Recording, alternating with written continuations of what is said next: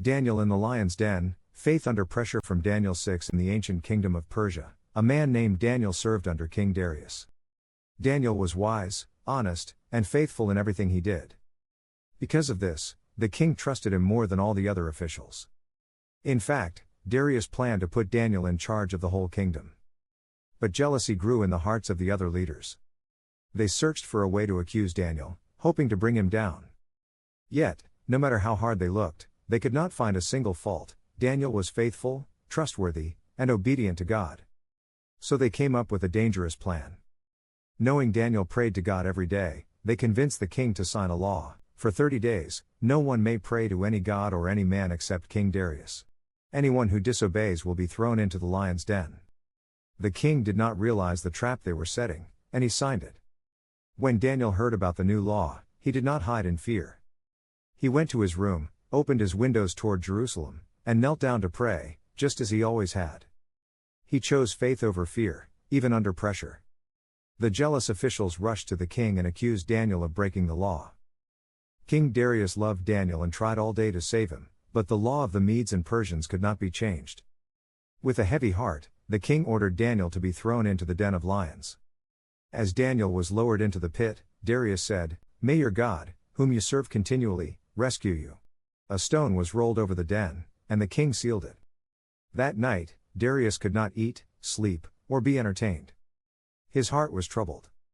At sunrise, he hurried to the lion's den. With a trembling voice he called, "Daniel, servant of the living God, has your God been able to save you from the lions?"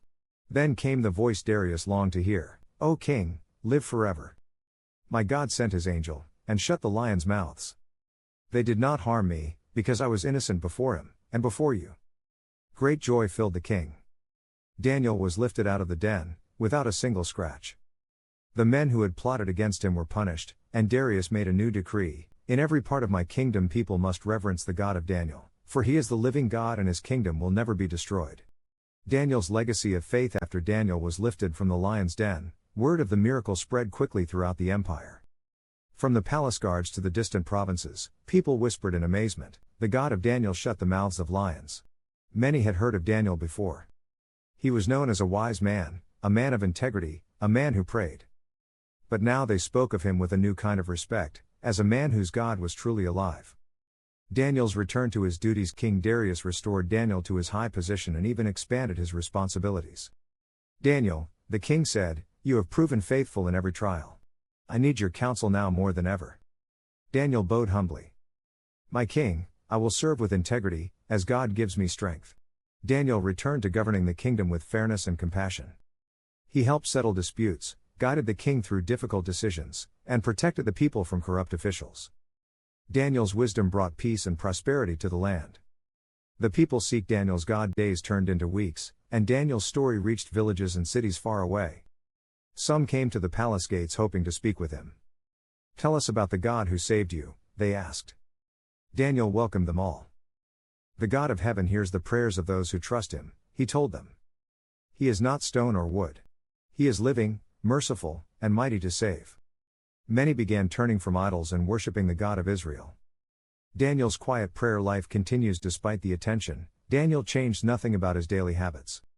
Every morning and evening, he opened his window toward Jerusalem, knelt, and prayed.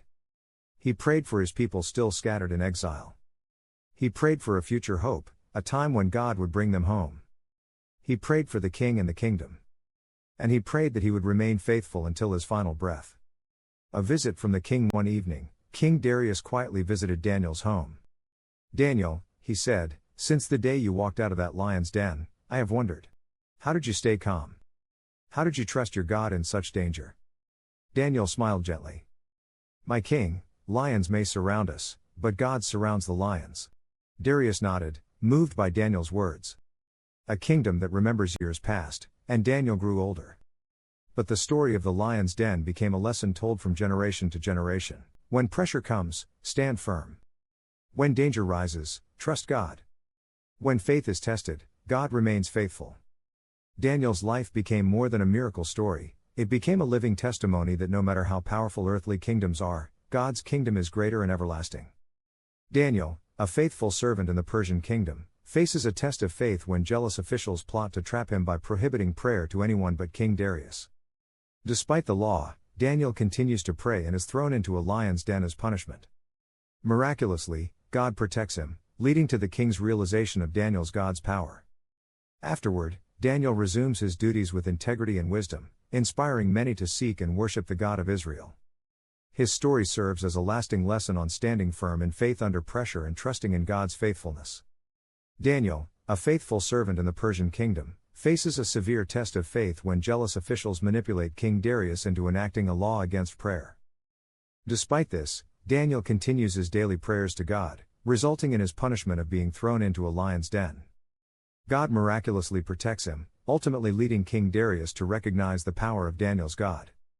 Following this event, Daniel returns to his duties with integrity and wisdom, inspiring many to worship the God of Israel. His story emphasizes the importance of standing firm in faith under pressure and trusting in divine faithfulness.